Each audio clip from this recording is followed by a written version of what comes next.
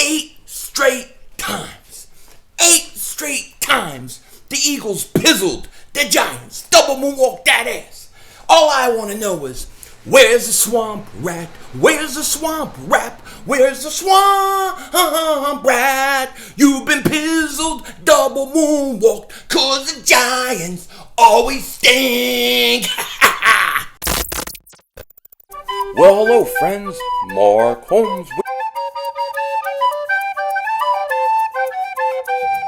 I'm a grown-ass man. See, I'm a grown-ass man. Grown-ass man.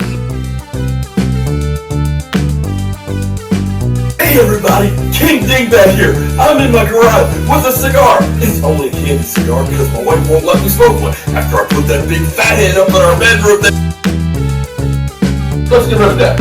At this point, I'd be happy for Djax to be playing for somebody else. And my team stinks. I agree. Stinks. They laugh about us. We're a disgrace. We suck. I am now Philly 500's bitch. Dallas still stinks.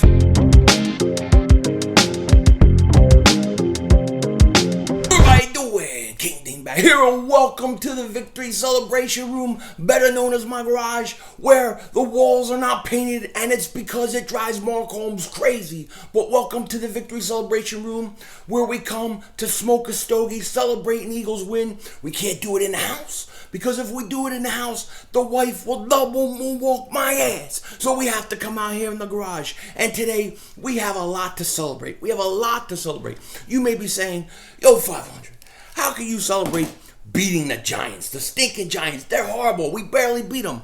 And all I got to tell you is, I'm going to celebrate every win. I don't care who it's against. Especially when you have beaten your rival 8 straight times. You got to celebrate that.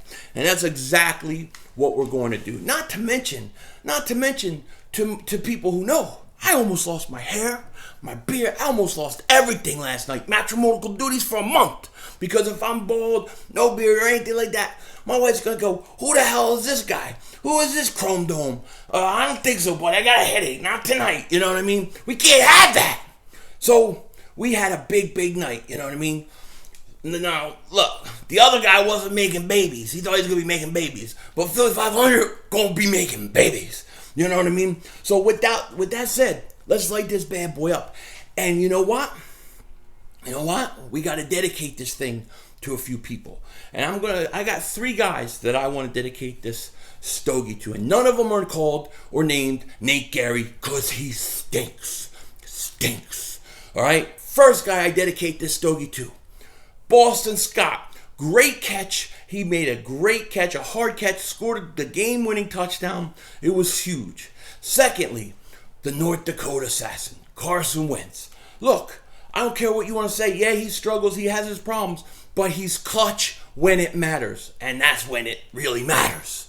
And the other guy, Brandon Graham. Brandon Graham, another great game, having a great season. You just got to respect the guy. You got to respect him, the way he plays. So this stogie goes to those 3 guys. And without further ado, let's light this bad boy up.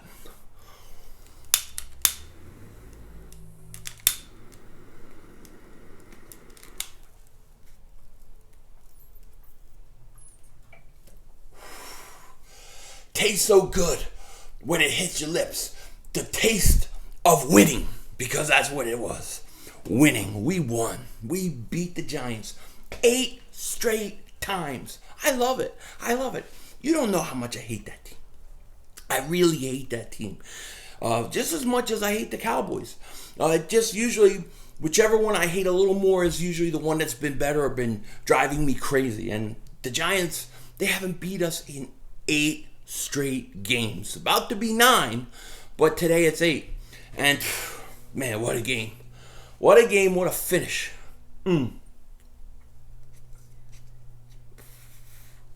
Keep walking, lady. Keep walking that dog. Oh, really? You better not write them up. She flicked me off. This old bag flipped me off. Go, just keep walking. Anyways, that was a big win last night. I really thought we were done. I thought we were done, but the only thing, and I said this in my live stream, the only chance we really have is that it's the Giants. And something always happens in the fourth quarter of an Eagles-Giants game, and it ends weird. And that's exactly what happens. Ingram drops that ball, and he is getting the fury of Giant fans today. And he should have caught it. No question. He should have caught it. Game should have been over. Boom. But he didn't. And then,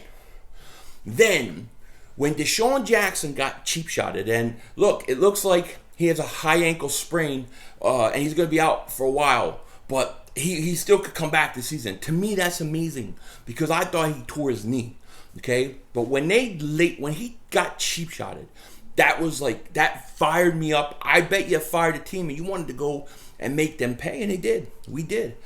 And I'll take it. I mean, look, and I know I'm very happy about winning because we beat the Giants, but yeah, I mean, look, we got a lot of problems. And I don't know if you can fix it this year. I really don't. But, I mean, at the same time, I'll take the win and I'll take the victory celebration. We have all week to discuss all the problems with Doug, Nate, Gary, all these crappy guys. We have all week to discuss it. Today, we're just enjoying this victory, you know?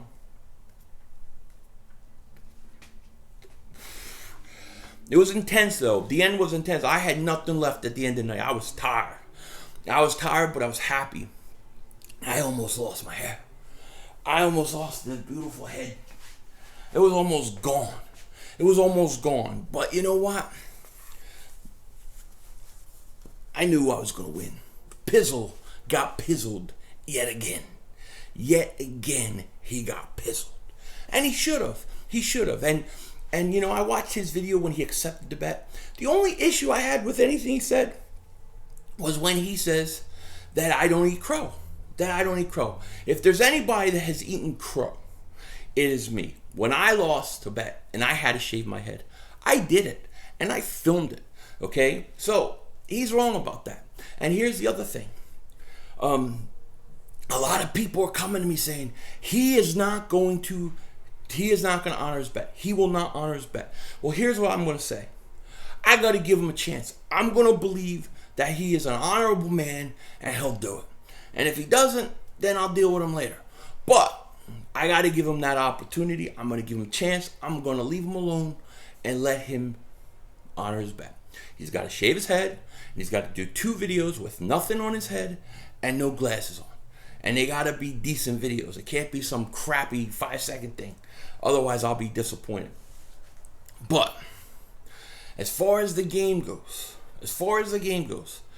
man, you know, Carson really is struggling during that game. He made some bad decisions on that interception. And here's my thing. I really think the problem with Carson Wentz right now, okay, is I think that he's been hit so much this year that he hears footsteps when they're not there. And then when they are there, he doesn't feel it. And I just think his clock is all messed up. And I think the Eagles got to get him. They got to get him into a rhythm. They got to get him comfortable again. Opeta stinks. He stinks. No question about it. But I think that's the issue with Carson Wentz. But I'm going to tell you, man, when the game is on the line and you need it, he comes through. That pass to Boston Scott was a thing of beauty. It was a beautiful pass, a beautiful catch. The thing with Carson is this. Okay, he's struggling, tenors, I know. But you see the talent in there. You know the talent is in there. They have to bring it out on a more consistent level. And let me tell you, the Eagles have not done a good job putting talent around him. Look at that offensive line last night. Every play, Carson's got somebody in his face. Every play. Every play, that's happened. You can't have that if you're going to win games in the NFL. Then, okay, then the running back situation is stupid. It is stupid. You have Boston Scott, you have Corey Clement, you have this kid Huntley, okay? And you don't have any big physical back that can get you a yard. On those 2-point conversions, especially, remember the 2-point conversion. where there was a penalty on the Giants and it was like half the distance to the goal, right? At that point, you need a big back that could just plow right in. Why won't you bring Elijah Holyfield up? Really, bring up Elijah Holyfield, man. You know what I mean?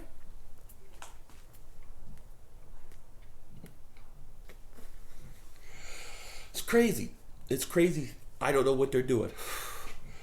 I got all these boxes over here. I got some boxes over here, right? I got some boxes over here. Because I cleaned out my garage last week. And it's all Christmas stuff. It's all ready to go up. And I'm probably putting Christmas stuff up early as hell this year. I'm thinking as soon as Halloween's over, I'm putting Christmas. I'm decorating in the house. And then I'll wait till like Thanksgiving. And then I'll decorate the outside. Because what the hell else am I going to do? My kids already bother me for it.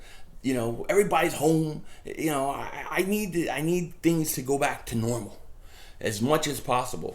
I think Christmas season is big for me this year. It's going to be one of the greatest Christmases of all time. And there's no season that I love more than Christmas season. It is my favorite time of the year.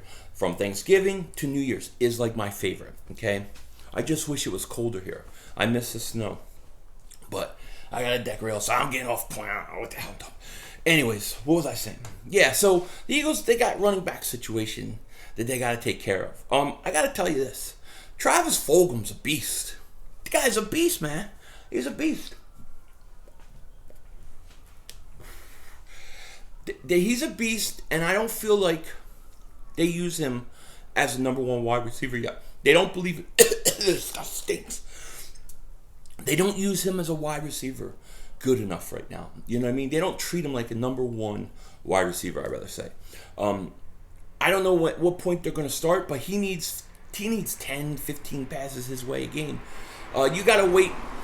You can't wait till the second half to get him involved. He needs to be involved early and often. He's your best receiver. He proved it again last night, okay? And John Hightower's coming along. He's made his mistakes. That is true. But the one thing about this guy is he can get open. He can get open, and I think he's going to be a good receiver. I want to see more of Quez Watkins.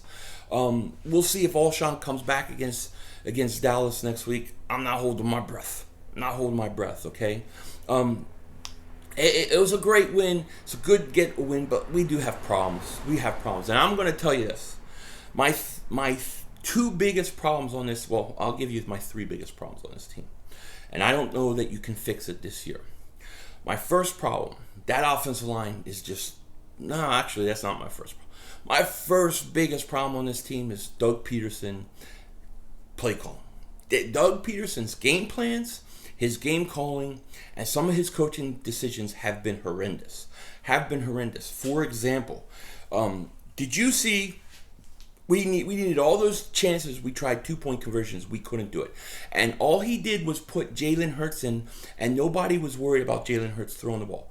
Okay? It was so obvious and so easy to read. It was not hard for the Giants to sniff that out. And what Doug said last week really bothered me.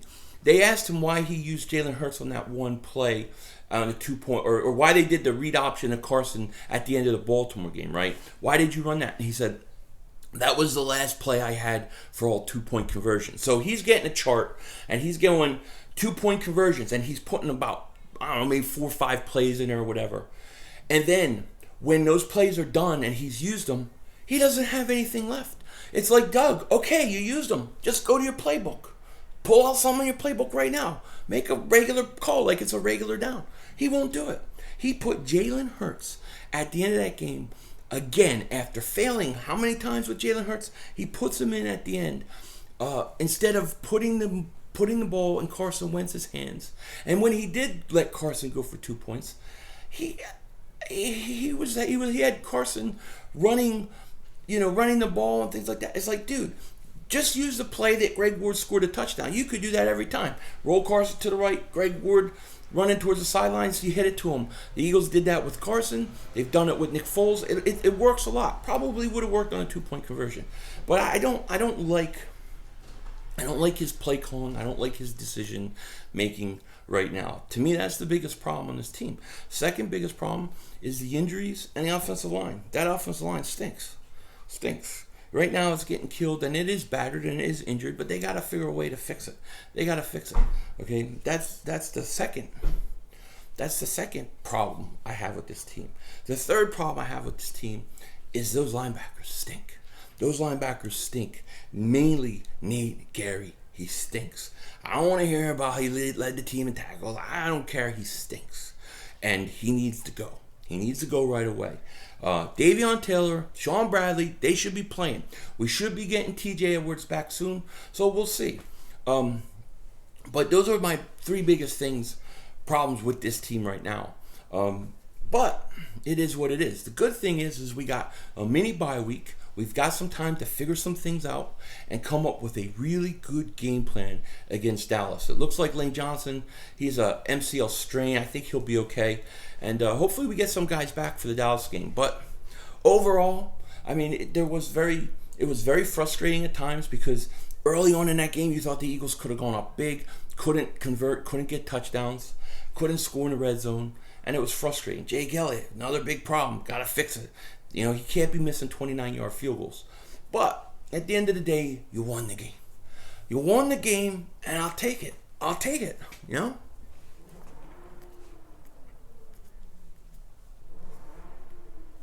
I gotta light this thing up, man.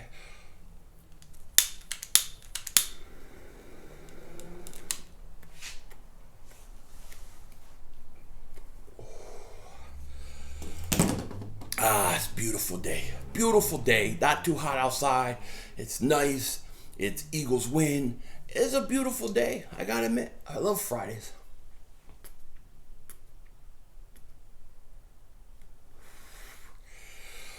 Eight straight times the Eagles have beaten the Giants. 8 straight times. That's domination, man. That's domination. And, you know, shout out to Bad Dog Entertainer. I know they took it hard last night. They thought they had us. But it wasn't to be. Eagles, Giants, in the history of these two teams, for whatever reason, at least in my years, the Eagles always seem to beat Giants weird ways. Even the Giants beat us sometimes weird ways too. But usually it's the Eagles beating the Giants in really weird, really odd ways. For whatever reason. And I'll take it. I'll take it.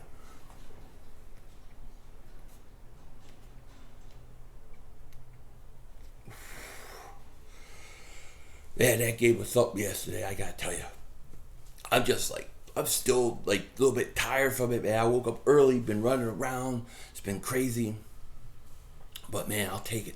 I'll take it. And I don't know what the Eagles are going to do at the trade deadline. I have to assume that I don't think they're going to make any trades. But if you were to make a trade, right now is the time to do it. Because right now, you got mini bye right now. And then after the Dallas game, you got another bye. So if you want to pull the trigger on a trade, this is not a bad time to do it. Not a bad time at all. And I won my bet. I keep my hair, keep my beard, keep the matrimonial duties going. And Pizzle got pizzled. That's it. He got pizzled. I got the best of him. I freed Mark Holmes prisoners. I'm the Moses of YouTube. I've woken everybody up to Michael Anthony. Where's the fitness naps? I mean, I am doing God's work for YouTube, man. And we pizzled last night. And that is worth this right here. It is worth this right here. Seeing his reaction. Priceless. Priceless. I love it. Pizzled. I love it. Ew! What's that on your face, you big floppy Italian? What happens? We enjoy this weekend. I'm going to stream the Cowboys-Reds no-names game. And we'll see what happens. And then we got a Sunday night matchup versus Dallas. So we got a lot of stuff going on. With that said, I'm going to let you guys go, finish my stogie, and guess what? I'll see you guys soon.